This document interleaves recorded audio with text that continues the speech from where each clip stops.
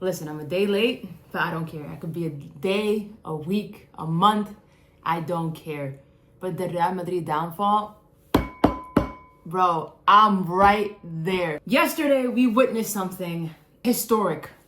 We witnessed something that we would have never thought that we would have seen. Real Madrid losing to Albecete, 17th place. Albecete. Now, I'm going to choose my words carefully because Barcelona does play in an hour and a half.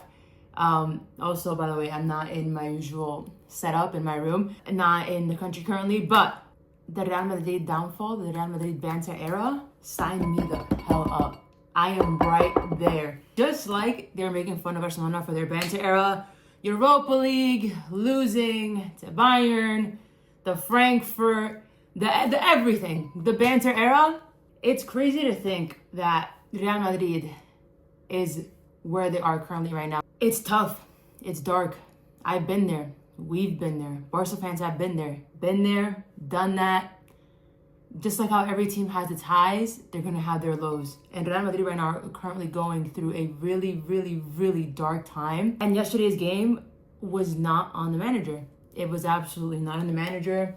Yesterday was 100% on the players. Real Madrid have some reconstructing to do. There's things that have to change within the club. And I think it's pretty obvious who has the power in Real Madrid. And it's basically 90% player power and 10% manager. And that, if you want to be a successful team and if you want to have a team that actually respects their manager and listens to what they say, that can't happen. Once you give the players too much power, it's over. I know Xabi Alonso is out there somewhere laughing, smiling, proving a point, trying to say, yo, I told you so. This is what I've been dealing with for the past few months. These players don't listen, A, B, and C. The players basically proved Xabi Alonso's point yesterday. And yesterday was Arbeloa's first game as Real Madrid head coach. And yesterday was not on him. Yesterday was completely on the players. And listen, Real Madrid banter era, I'm eating it up. I am eating it up. Because just like they made fun of us for being so horrendously bad, I am doing this. I am doing the same.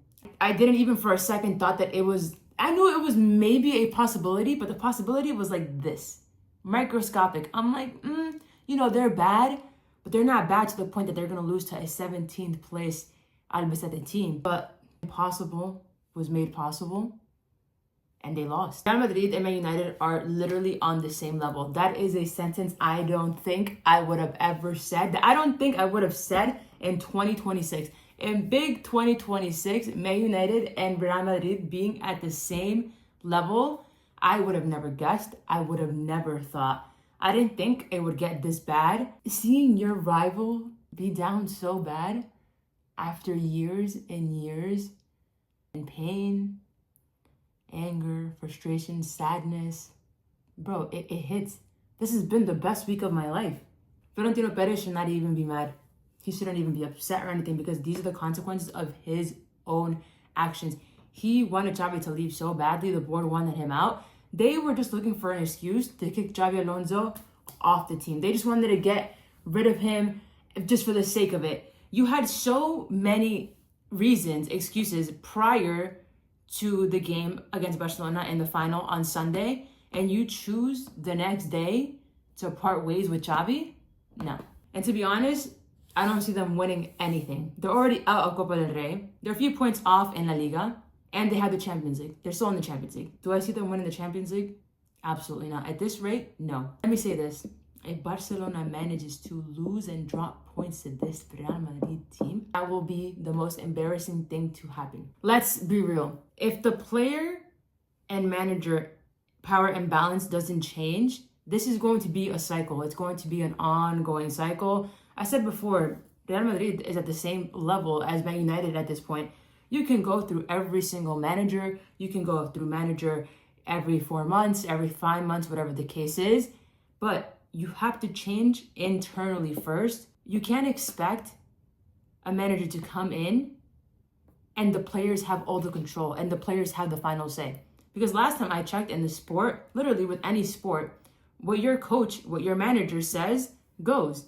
As a player, you have a duty. It's your obligation to listen to the manager, not the other way around.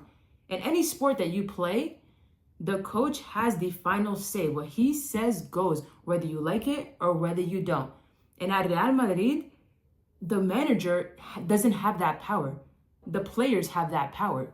And you saw it clear as day in the Supercopa final. You saw it in the Clásico when Real Madrid played Barcelona. This Real Madrid team, Florentino Perez, the board, I don't know what you guys got to do, but you guys have to sit down with these players and say, hey, either you guys are going to listen to your manager, to your coach, or you guys are out. 5 of you, 6 of you, 7 of you, 10 of you on the bench, so be it. I've watched La Liga for years. I grew up watching La Liga, Prem, football, whatever. But I grew up watching Barcelona and Real Madrid.